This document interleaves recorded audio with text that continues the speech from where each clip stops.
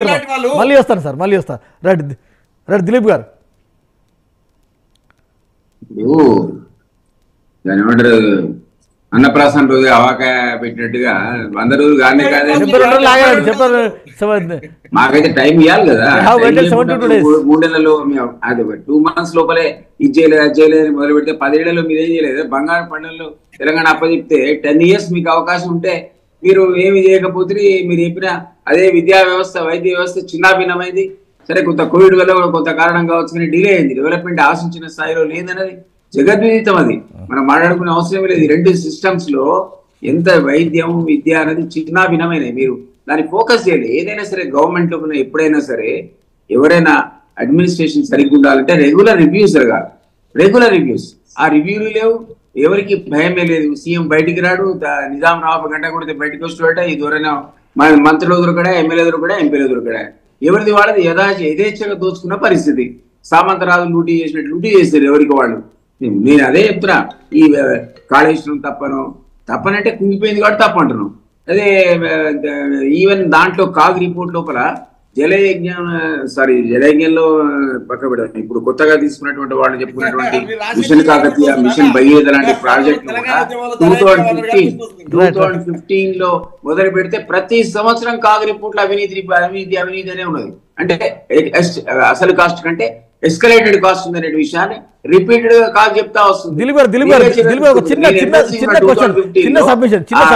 Machine మీరు అనవసరం ఖర్చు పెట్టారని కాగ్ రిపోర్ట్ ఉంది. దిలీప్ గారు చిన్న సబ్మిషన్. పార్లమెంట్ సాక్షిగా ఒక ఎంపీగా ఉత్తమ్ కుమార్ రెడ్డి గారు క్వశ్చన్ అడిగారు, కాళేశ్వరం ప్రాజెక్టులో జరిగిన అవినీతి ఎంత, ఏమైనా అవినీతి జరిగిందా అంటే పార్లమెంట్ ఏం ఆన్సర్ ఇచ్చింది, అసలు అవినీతి జరగలేదు, కాళేశ్వరం అయితే క్లీన్ ప్రాజెక్ట్, నీట్ ప్రాజెక్ట్ అని ఓపెన్గా పార్లమెంట్ చెప్పింది కదా, కేంద్రం చెప్పింది కదా, దానికి ఏం చెప్తారు ఇప్పుడు? ఇప్పుడు వాళ్ళతో ఆ రోజు 7 years 8 years అంటగారండి. డిమానిటైజేషన్ కూడా అద్భుతమైనటువంటి చర్య అని చెప్పారు. ఆ రోజులో మీరు ఏ ప్రశ్న చేసినా బీజేపీ కూడా సిద్ధంగా లేదు యాక్సెప్ట్ చేయడానికి. కానీ సాక్షాత్తు ప్రధానమంత్రి నడ్డా, అమిత్ షా వచ్చి చెప్పారు కదా, పరివార్ కా సర్కారే భ్రష్టాచార్ కా సర్కారే और Kaleshwaram is nothing but ATM for family, హర్ పైసే కా హిసాబ్ కితాబ్ నికాలింగ్ అన్నాడు ఆయన ప్రధానమంత్రి. మరి ఏ అవినీతి లేకపోతే ఆ మాట అనొచ్చా? మీరు అన్నట్టు నేనేమన్నా ప్రాజెక్టులను మెచ్చుకోవడం వేరే విషయం. అవినీతి వాళ్ళు మాట్లాడరు. అసలు అవినీతి అనేది మీకు నాకు తెలుస్తుంది, లేదా ఎంక్వైరీ చేస్తే తెలుస్తుంది. ప్రాజెక్టు మంచిగానే ప్రతి సంస్థ వచ్చి చెప్తుంది, ప్రతి మంత్రి వచ్చి చెప్తాడు. ఎందుకంటే అవి కోటేశ్వర గారు అసెంబ్లీ ఎన్నికల్లో కాళేశ్వరం సాగునీటి ప్రాజెక్టులు అవినీతి ఇదే ఎజెండా అయింది. నాకు తెలుసు, ఓపెన్గా తెలుసు, పార్లమెంట్ ఎన్నికల నేపథ్యంలో వీరికి ఒక డైలాగ్ వార్ కావాలి. డైలాగ్ వార్ కావాలంటే ఇంతకు మించి డైలాగ్ వార్ ఏం లేదు. కేఆర్ఎంబీ ఒకటి అంటే వాటర్ ఇష్యూ. పార్లమెంట్ ఎన్నికల్లో ఈ అసెంబ్లీ సమావేశాల మినిట్స్ ఏ మేరకి కొంత వీరు ఓన్ చేసుకునే అవకాశం ఉంది? ఓన్ చేసుకోవడం అంటే ఇప్పుడు ప్రభుత్వం చేసినటువంటి వాదనలన్నీ కూడా రాబోయేటువంటి ఎన్నికల ప్రచారంలో మరింత ఎఫెక్టివ్ గా వాళ్ళు చేస్తారు. దానికి కౌంటర్ గా బీఆర్ఎస్ కూడా మాదేమి లేదు, తప్పేం లేదు అని చెప్పేసి ఒక విధంగా చెప్పాలంటే ఆత్మరక్షణలో పడింది. అయినప్పటికీ ఒక రాజకీయ పార్టీగా అది చేయాల్సినటువంటి. ఇక్కడ నేను చివరిగా చెప్పదలుచుకుంది ఏంటంటే, మన బాలరాజు గారు లెక్కలన్నీ చెప్పారు. అవన్నీ నేను కాదంట్లా. ఆ లెక్కలన్నీ మొత్తంగా నేను, ఎందుకంటే నాగార్జున సాగర్ ప్రాంతంలో పుట్టి పెరిగినటువంటి వాడిని. వర్షాలు బాగా పడినప్పుడు కాలువ చివరి భూములకు కూడా నీళ్లు పుష్కలంగా అందాయి. వర్షాలు లేనప్పుడు కాలువ చివరిలో ఉన్నటువంటి రైతాంగం గగ్గోలు పెట్టేవాళ్ళు, మాకు నీళ్లు రావడం లేదు. అదే విధంగా ఇతర ప్రాజెక్టులు, ఏ ప్రాజెక్ట్ అయినా కానీ కాలువల ద్వారా వచ్చే ప్రాజెక్టులకి వర్షాలు పడినప్పుడు అందరికీ పుష్కలంగా నీళ్లు అందుతాయి, పంటలు కూడా పెరుగుతాయి, సాగు పెరుగుతుంది. ఇక్కడ కాంట్రడిక్షన్ ఏమిటంటే, మేము కాలువల ద్వారా, ప్రాజెక్టుల ద్వారా, కాలువల ద్వారా ఇంత సాగు తెచ్చామని చెప్పేసి ప్రభుత్వం చెప్తా ఉంటే, అటువంటిప్పుడు రైతులు బోర్లను, విద్యుత్ మోటార్లను సంఖ్య పెంచుకోవాల్సినటువంటి విద్యుత్ మోటార్లు ఎందుకు పెరుగుతాయంటే, భూగర్భ జలాలు పుష్కలంగా ఉన్నప్పుడు కాలువలు లేని ప్రాంతాల్లో విద్యుత్ మోటార్లు పెరుగుతాయి. అందువల్ల ఆ విద్యుత్ మోటార్ల పెరుగుదల కూడా పంటలు పండటానికి, సాగు విస్తీర్ణం పెరగడానికి ఇట్లా అనేకమైనటువంటి ఫ్యాక్టరీస్ ఉన్నాయి, లేవని నేను అంటున్నాను.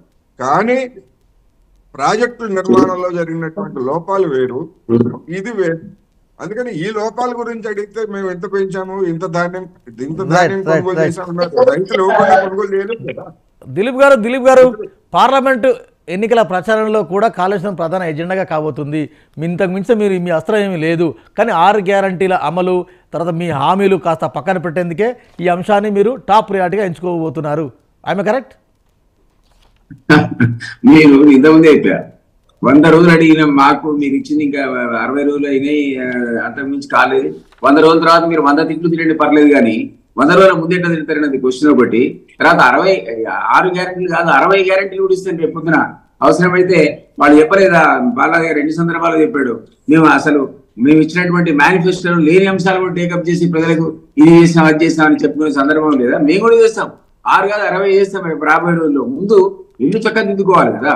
ఇల్లు చక్కదిద్దుకోకుండా మేము అంతా సరి చేసుకుని ఉన్నదేందో అవగాహన చేసుకోవడానికే కొంత సమయం పడుతుంది. అది అడిగింది ఎక్కువ రోజు టైం కూడా కాదు, 100 days. కాబట్టి ఏం వరి అవసరం లేదు.